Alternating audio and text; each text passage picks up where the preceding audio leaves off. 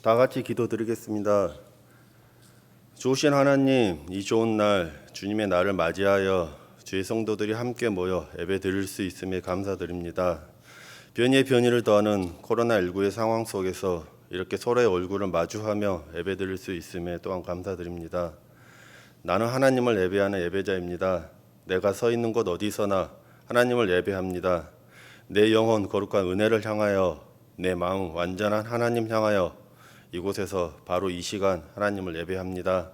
찬양의 가사처럼 시간을 구별하고 마음을 준비하여 주님께 드리는 저희의 예배를 기뻐 받아주시며 매일 삶의 순간들이 예배자의 삶으로 살아가게 하옵소서. 오늘은 총회가 정한 남신도 주일로 지킵니다. 저희 남신도들이 또한 주님의 성도들이 무언가를 하지 않아서 후회하는 것보다는 무언가를 하면서 조금씩 발전하고 성장할 수 있기를 원합니다. 사소한 일들로 주님을 향한 사랑이 식지 않기를 원합니다. 내 경험, 내 방식의 믿음이 다른 사람을 판단하고 규정짓는 잘못을 하지 않기를 원합니다. 주님과의 독대 시간에 인색하지 않기를 원합니다. 교회와 교우와 나라를 위한 중보의 기도가 끊이지 않기를 원합니다. 주님의 사랑을 기억하며 주님의 기대에 부응하며 살기를 원합니다. 주께서 도와주시옵소서. 올바른 믿음 안에서 주님의 나라를 이뤄갈 수 있도록 도와주시옵소서. 창조절의 절기를 보내고 있습니다. 하나님께서 창조하신 이 땅을 우리 인간의 편안함과 편리함 때문에 많은 오염을 시키고 있습니다. 무분별한 플라스틱의 사용과 개발이라는 미명하에 곳곳을 오염시키며 지구의 온난화, 환경의 재난을 맞이하는 상황입니다. 북극의 빙하가 녹아 동물들이 살 곳을 잃어가고 지구 곳곳에서 폭우와 홍수로 때로는 가뭄으로 산불로 신음하고 있습니다. 이런 저희들의 나태함과 무지함, 무관심을 용서해 주시고 주님께서 잘 다스리라 말씀하시고 후손들에게 빌려 쓰는 이 땅을 소중히 잘 가꾸게 하옵소서. 저희들의 형편을 모두 아시는 주님, 건강 때문에, 경제적 어려움 때문에, 불투명한 내일 때문에 걱정하고 근심하며 홀로 외로울 때도 각자의 처지와 형편에 맞게 적절한 방법으로 도우시는 주님을 믿고 끝까지 바라보게 하시고 그리 아니하실지라도 감사할 수 있는 믿음 부어 주시옵소서. 말하지 않아도 눈빛만으로도 헤아리는 사랑의 마음들이 교회 안에 넘치게 하시어 주님 보시기에 아름다운 공동체를 이루게 하옵소서. 이 시간 주의 말씀을 대언하시는 목사님께 하늘의 은혜와 성령의 능력을 더해 주시고 목사님 말씀을 통해 우리의 예배와 일상에 묻어진 사랑의 마음이 온전히 회복되어 하루하루 행복하고 감사한 시간들로 채워주시고 회개하지 않는 마음과 중단된 기도, 인색해진 감사의 생활, 다하지 못한 사명을 감당할 수 있는 믿음이 회복되기를 소망합니다. 한가위 명절이 다가옵니다. 코로나로 인해 주위의 만남조차 힘들고 불편한 상황이지만 부모 형제 간에 또 이웃 간에 사랑의 소통이 잘 이루어질 수 있도록 지혜와 사랑의 마음을 주옵시고 더도 말고 돌도 말고 한가위만 같아라는 옛말처럼 언제나 저희들 마음속에 풍요와 여유가 있게 하옵소서. 모든 말씀 예수님 이름으로 기도드립니다. 아멘. 하나님의 말씀입니다. 구약의 말씀 신명기 8장 1절부터 6절 말씀입니다. 274쪽입니다. 신명기 8장 1절부터 6절 말씀입니다. 내가 오늘 명하는 모든 명령을 너희는 지켜 행하라. 그리하면 너희가 살고 번성하고 여호와께서 너희의 조상들에게 명세하신 땅에 들어가서 그것을 차지하리라.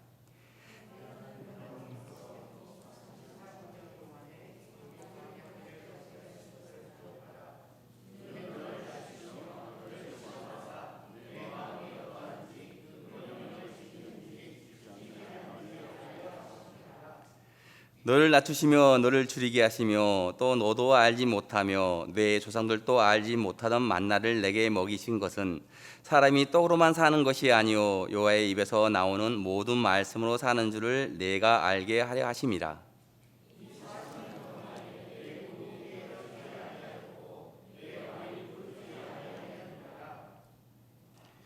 너는 사람이 아들을 징계 삼음 같이 내 하나님 여호와께서 너를 징계하시는 줄 마음에 생각하고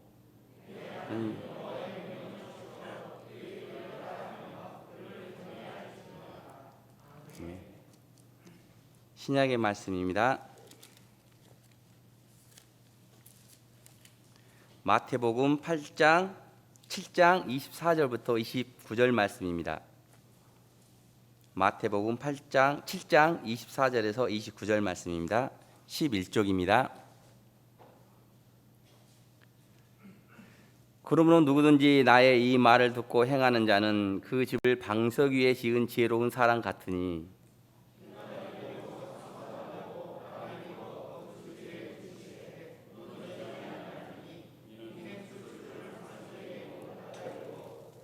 나의 이 말을 듣고 행하지 아니하는 자는 그 집을 모래 위에 지은 어리석은 사람 같으리니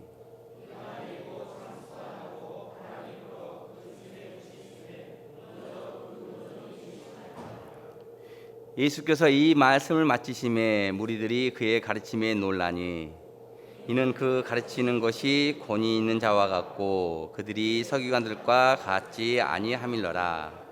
아멘.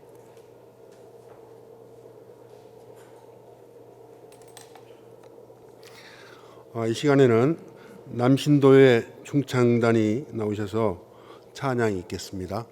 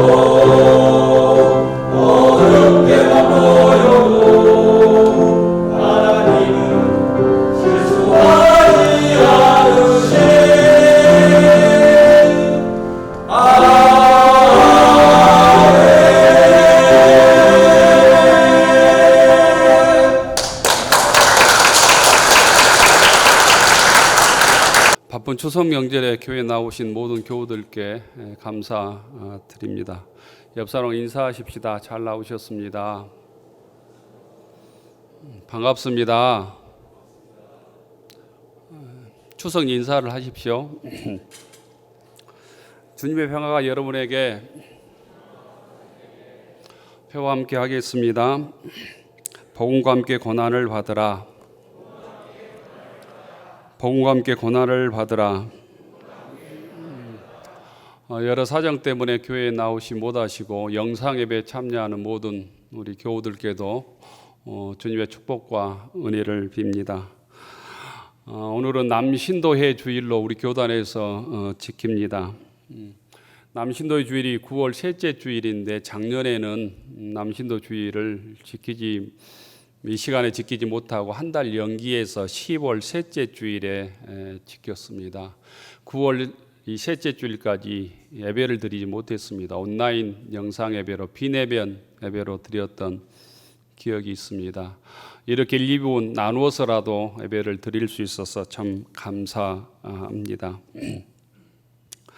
우리 남신도의 주일을 맞이해서 우리 남신도에게 특별히 하나님의 은총과 축복이 함께하길 기원합니다. 이런 얘기 자주 들어보셨을 것 같습니다. 세상에서 제일 쉬운 일이 무엇이냐? 남에 대해서 말하는 것이다. 그렇다면 반대로 세상에서 제일 어려운 일이 뭐냐? 나를 아는 일이다. 내 자신에 대해서 아는 일이다. 평생 동안 우리가 인생을 살지만 내가 가장 내 자신에 대해서 잘 안다고 생각하는데 내 자신에 대해서 아는 일이 참 어렵다라는 거예요. 한 가지 여러분들께 질문을 드리면 그렇다면 세상에서 가장 아름다운 일이 뭐겠습니까? 가장 아름다운 일은 남을 돕는 일이랍니다. 남을 돕는 일, 이웃을 도와주고 형제를 섬기는 일이 이 땅에서 가장 아름다운 일이랍니다. 이런 주위에 아름다운 얘기들이 카톡이나 이런 게 굉장히 많이 떠돌고 그러죠. 근데 이 이야기를 저도 몇 년 전인가 어디서 듣고 버떡 들었던 생각이 있었습니다. 세상에서 가장 어려운 일과 세상에서 가장 아름다운 일을 믿음이 있으면 할 수 있겠다 이런 생각입니다. 믿음이 있으면, 믿음의 눈이 있으면 세상에서 가장 어렵다는 일, 세상에서 가장 아름다운 일은 우리가 부족해도 할 수 있겠구나 이런 생각이 들었습니다.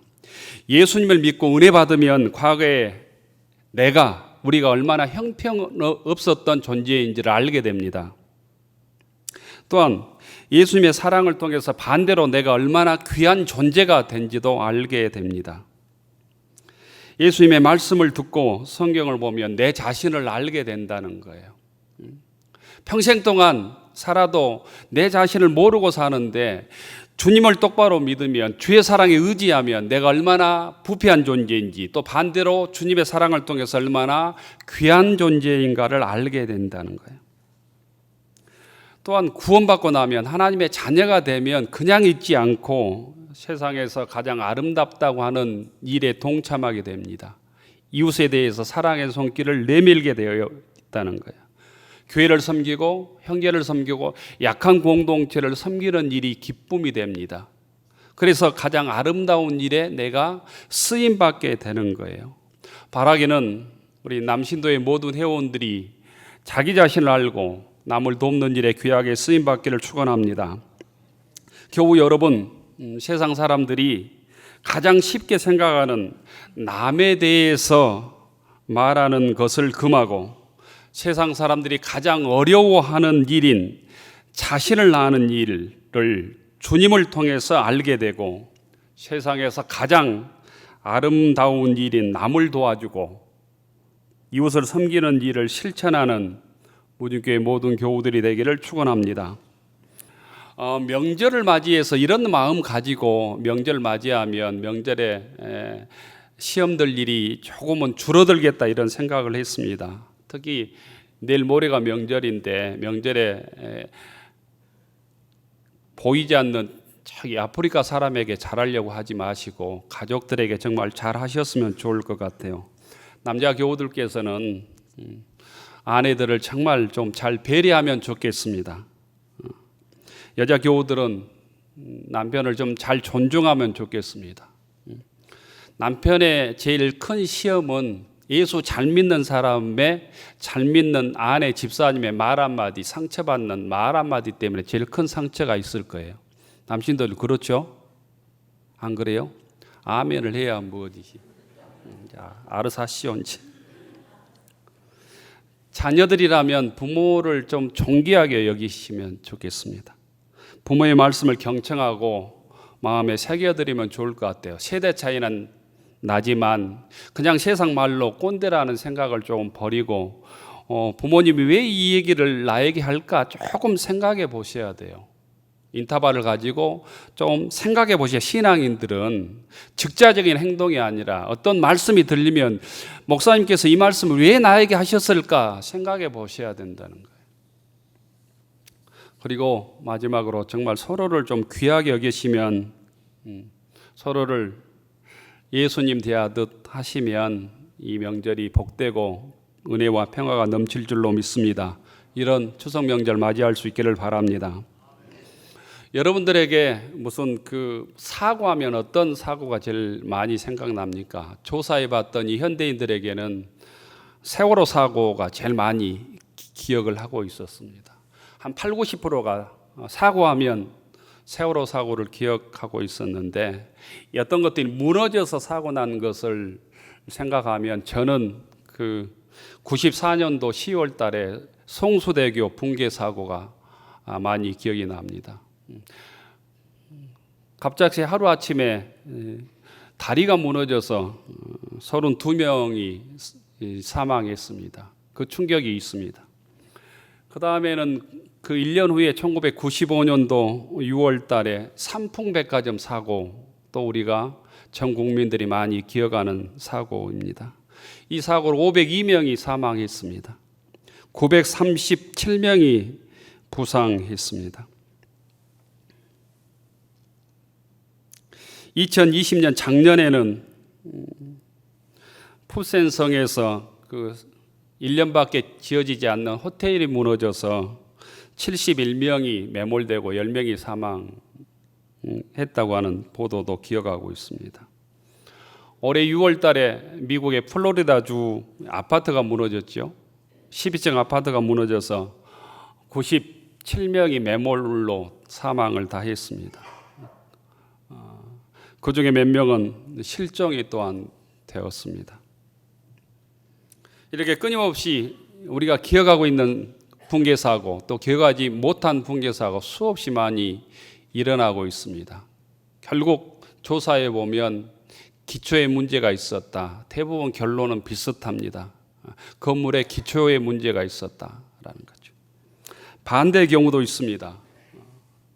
일본 동경에 임페리얼 호텔이라고 하는 이 호텔이 있다고 그래요. 미국 동경 가시면 임페리얼 호텔 한번 찾아가 보시면 좋을 것 같아요. 이 호텔 지은 사람이 미국의 건축가 프랭크 로이드 라이트라고 하는 사람이랍니다. 그는 호텔 공사를 막 호텔을 짓는데 무려 2년간 기초 공사만 했답니다. 2년간 기초 공사를 했다고 그래요. 그 기초 공사에 돈이 너무 많이 들어가고 너무 많은 시간을 보내서 주변 사람들로부터 그 호텔 건축주가 아주 비난의 대상이 되었답니다.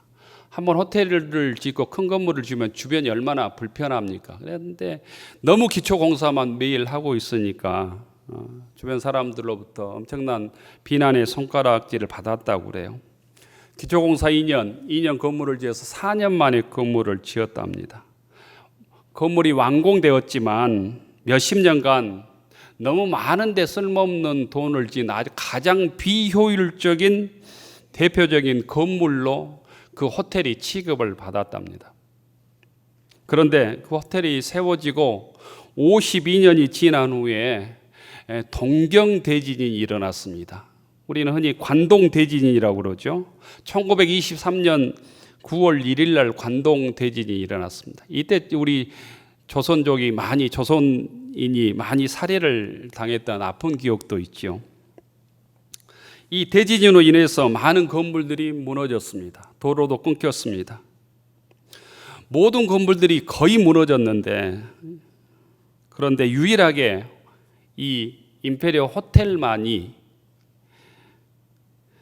호텔 안에 있는 것 어느 것 하나도 손상되지 않고 완벽하게 그 호텔만이 견고하게 서 있었다고 그럽니다. 그 이후로는 이 라이트라고 하는 이름은 일본 건축계에서 신화적인 존재로 회자되었답니다. 오늘 주님께서는 우리들에게 두 개의 집 얘기를 하고 있습니다. 예수님께서 하는 아주 중요한 말씀 중에 하나는 건물의 기초가 얼마나 중요한지를 우리들에게 설명하고 있습니다. 두 사람이 지은 두 개의 집 이야기 중에서 한 집은 모래 위에 집이 세워졌고 한 집은 반석 위에 세워졌다는 거예요. 모래 위에 집을 지은 사람에게는 예수님께서 지혜로운 사람이다 이렇게 말하고요. 모래 위에 집을 지은 사람은 어리석은 사람이다 이렇게 평가를 합니다. 이 두 집에 공통점이 있고 차이점이 있습니다. 첫째 공통점은 이 두 사람을 집을 짓는 이 두 사람 모두 집이 필요하다고 하는 인식을 똑같이 했다는 거예요. 집이 필요하다. 곧 이 집은 우리들에게는 예수님께서 말하려고 하는 것은 우리의 신앙의 집이에요. 신앙. 여기서 신앙생활의 형성 과정에 집 짓기가 꼭 필요하다고 했다는 거예요. 우리에게 집은 사치품이 아니라 필수품이죠. 사치품이 있고 필수품이 있더라고요. 구별을 잘 못하겠으나 집은 필수품 같아요. 돈 많은 사람들이 집을 사치품으로 여기서 막 세채 네채 사놓으니까 문제가 아닐까 이런 생각도 해보는데 어쨌든 우리들에게 집은 필수품이죠. 예전에 생존의 그 3대 요소를 의식주라고 그랬잖아요. 의식주. 우리나라에서는 이거 바꿔야 될 것 같아요. 주의식이라든가 주식이라든가 이 주택이 제일 먼저 앞에 나가야 될 것 같아요. 밥을 굶어도 집은 있어야 된다. 이런 생각들을 지금 하고 있잖아요. 집은 우리의 삶에 있어서 꼭 필요한 절대적인 것이죠. 신앙도 마찬가지다라는 거예요. 신앙도. 곧 신앙생활은 취미가 아니다라는 것. 집은 필수품처럼 사치품이 아닌 것처럼 우리에게 신앙은 절대적이고 기초적인 것이다라는 거예요. 필수 불가결한 것이다. 집이 없으면 우리가 살 수가 없는 것처럼 신앙이 없으면 영적으로 우리는 죽은 목숨이라는 거예요. 가장 보편적이고 가장 절대적인 필요의 요소가 영적으로 우리 신앙인들에는 신앙인 줄로 믿습니다. 예수님께서 그렇게 말씀을 하고 있는 거예요. 그런데 많은 사람들의 문제는 신앙을 갈수록 취미 정도로 생각한다라는 거예요. 돈 많은 사람들이 세컨하우스나 무슨 잠깐 2, 3일 쉬다 오는 무슨 펜션 정도로 집을 생각하듯이 우리가 신앙을 그냥 사치품이나 그냥 장식품 정도로 생각하는 게 문제다라는 거예요. 인간은 본질적으로 하나님을 떠나서는 살 수 없는 존재임을 믿을 수 있기를 바랍니다. 두 번째 공통점은 두 사람 다 집을 완성했다는 거예요. 집의 겉모습은 대동소이했을 것입니다. 별반 다르지 않았습니다. 신앙생활에도 똑같이 나와서 예배를 드립니다. 예배 자리에 앉아 있습니다. 기도도 하고 찬송도 합니다. 신앙인의 겉모습 별반 다르지 않다는 거예요. 그냥 놀러 앉아 있는 자나 정말 간절하게 주님의 은혜를 사모하는 자나 30년 예배를 드린 자나 오늘 처음 나온 자나 예배에 나와서 모습은 별로 다르지 않아요. 겉모습은 비슷하다는 거예요. 가장 중요한 것은 그 두 집의 차이점은 기초에 있다라는 거예요. 기초에 있다. 모래 위에 지었는가 반석 위에 지었는가 차이만 있다. 모래 위에 집을 지었다면 훨씬 빨리 집을 지었을 것입니다. 학동 건물 철거하듯이 아주 정신없이 철거했을 거예요. 그것처럼 모래에 지은 집은 쉽게 빨리 지었겠죠. 돈도 훨씬 덜 들었겠죠. 시간도 훨씬 짧았을 것입니다. 세상 방법을 통해서든지 로비를 통해서든지 권모 수술을 통해서든지 적당한 어떤 방법을 통해서든지 쉽게 빨리 지을 수 있었다라는 거예요. 문제는 비가 내릴 때입니다. 바람이 불 때입니다. 창수가 날 때입니다. 고난과 시련을 이길 수 있는 믿음이냐라는 게 중요한 거예요. 예배 자리에 앉아 있는 게 문제가 아니고 여러분들의 삶의 인생에 있어서 고난이 올 때, 시련이 올 때, 어려움이 올 때 믿음으로 이겨낼 수 있는 신앙을 가지고 있느냐를 주님께서 오늘 우리들에게 묻고 계신다는 거예요. 차이점은 시련을 견딜 수 있느냐입니다.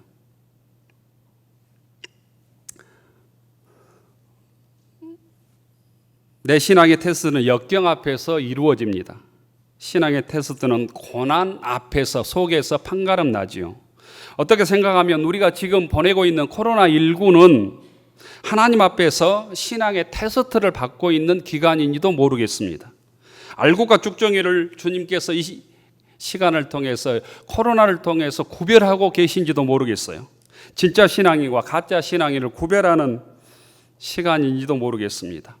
교우 여러분, 삶의 비바람과 역경 속에서 단단하게 신앙을 지켜내고 계신지요?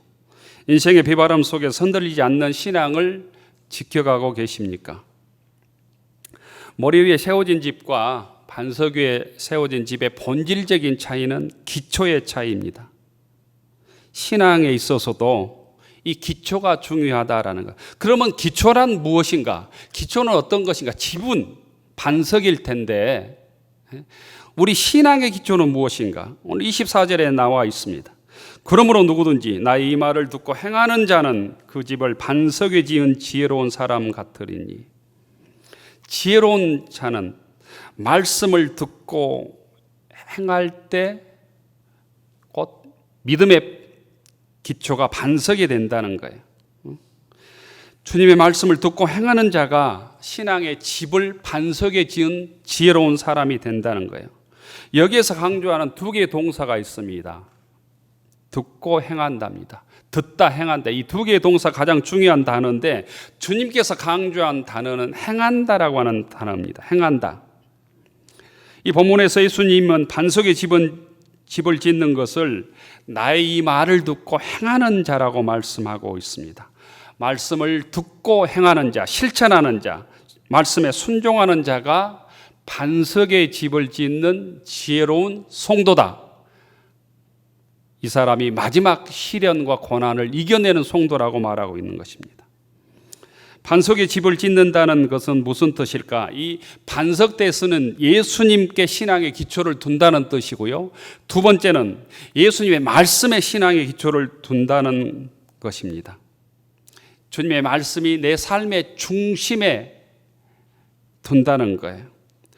그래서 신앙인들은 끊임없이 말씀을 읽고 묵상하고 말씀을 배워야 되는 이유가 거기에 있습니다.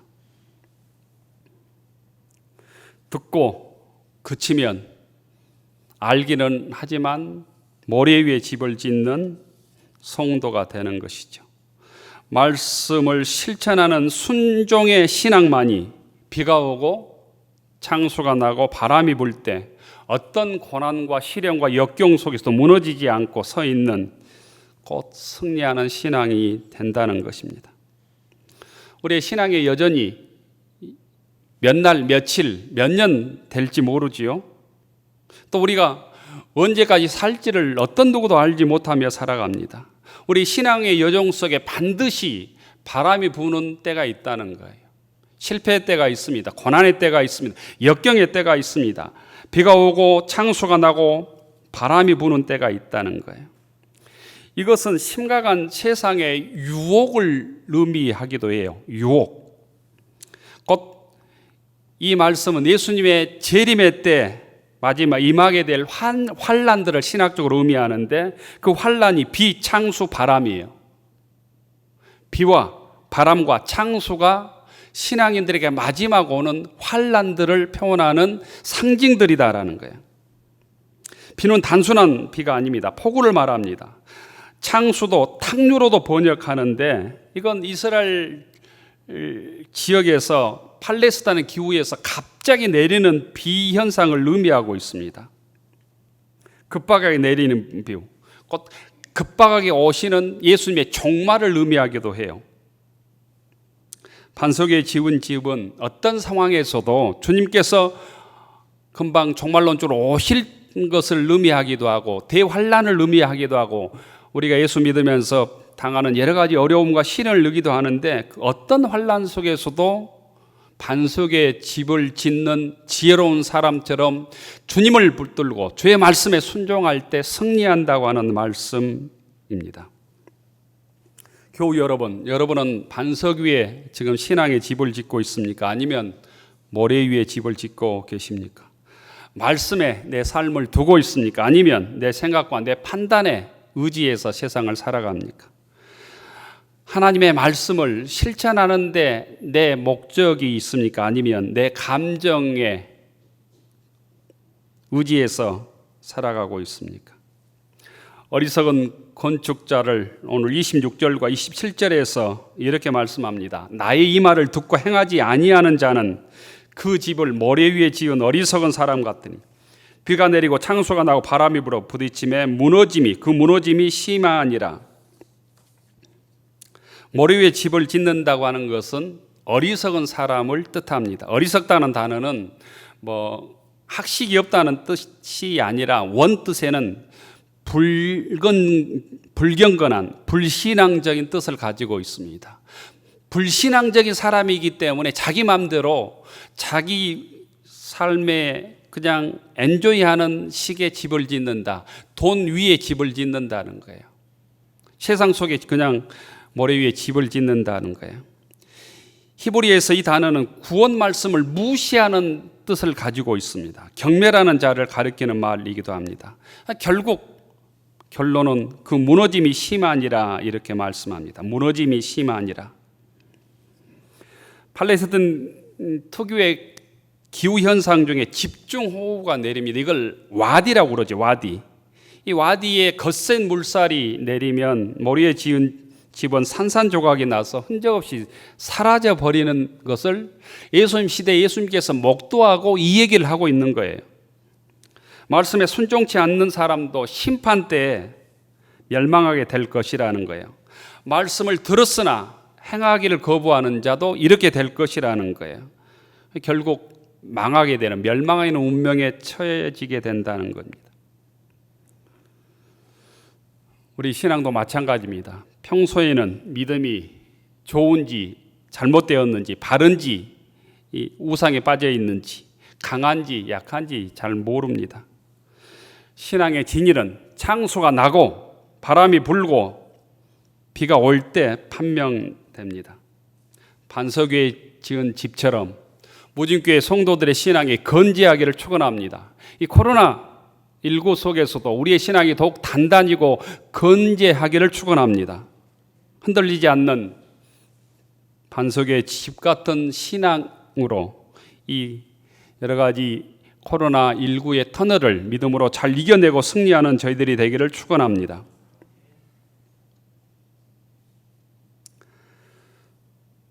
모래 위에 집을 짓는 사람들은 어려움이 올 때 화살을 옆 사람에게 돌리고 누구를 원망하고 불평하고 비난합니다. 또 낙담해서 또 신앙생활을 포기합니다. 교회에 발을 끊습니다. 교회를 향해서 사람을 향해서 또 목회자를 향해서 원망하고 조롱하는 화살을 퍼붓지만 그런다고 무너진 집이 다시 세워지는 것이 아니다는 거예요.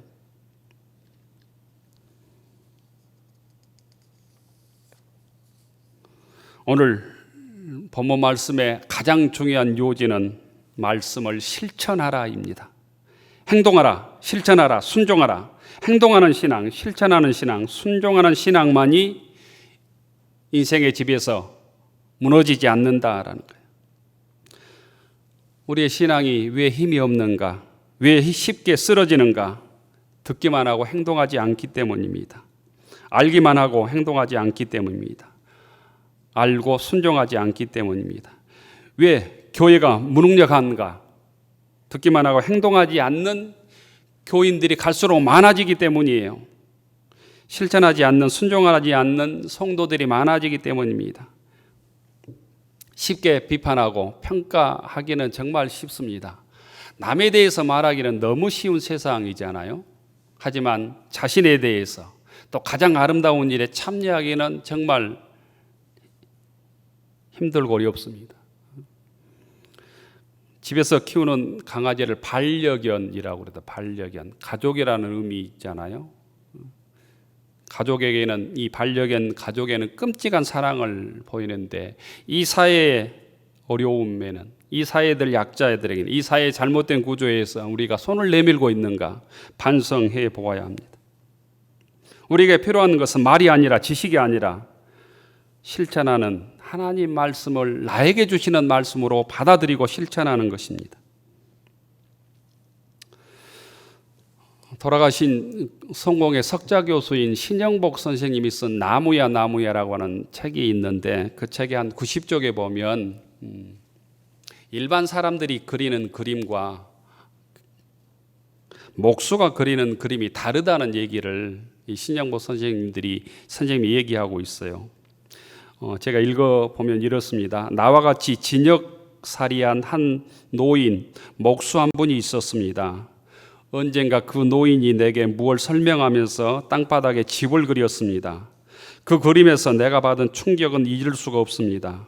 집을 그리는 순서가 우리들과 판이하였기 때문입니다.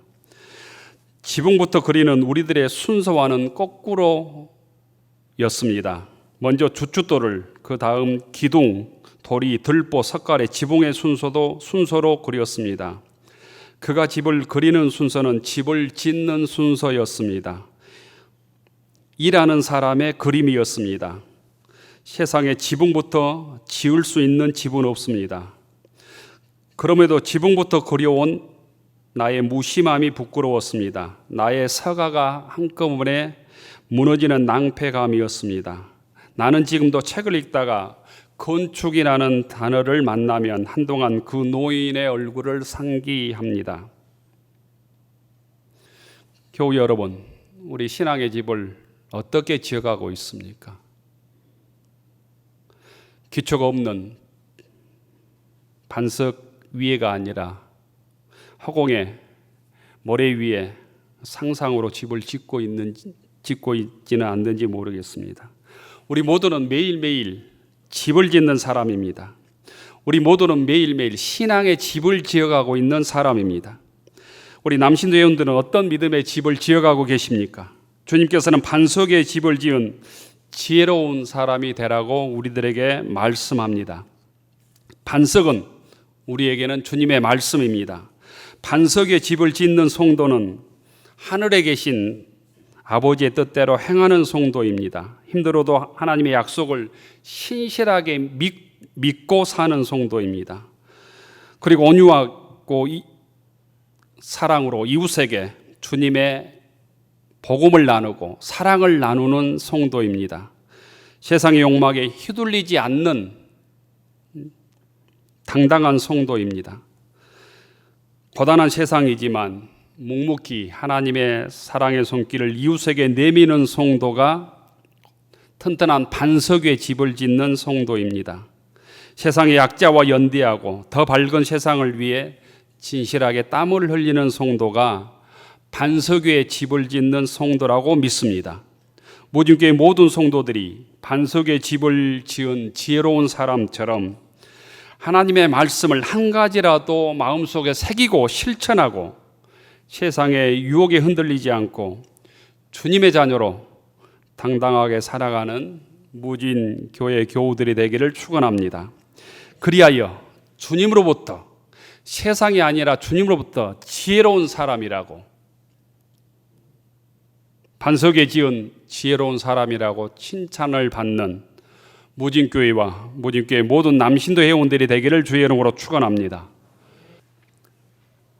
하늘로로 축원하옵나니 이제는 성부 성자 성령 삼일체 하나님의 놀라우신 사랑과 넘치는 은혜와 능력과 권능이 남신도의 주의를 맞이하여 반석 위에 집을 지은 지혜로운 사람처럼 주님의 말씀을 우리의 반석 삼고 말씀을 행하며 진실한 하나님의 자녀로 살아가기로 다짐하는 교우들 머리 위에, 우리의 가정과 일터 위에, 우리의 자녀들 위에, 우리 남신도 회원들 모든 가정 위에, 영상에 참여하는 모든 교우들 위에 이제로부터 영원까지 함께하여 주시기를 간절히 축원하옵나이다.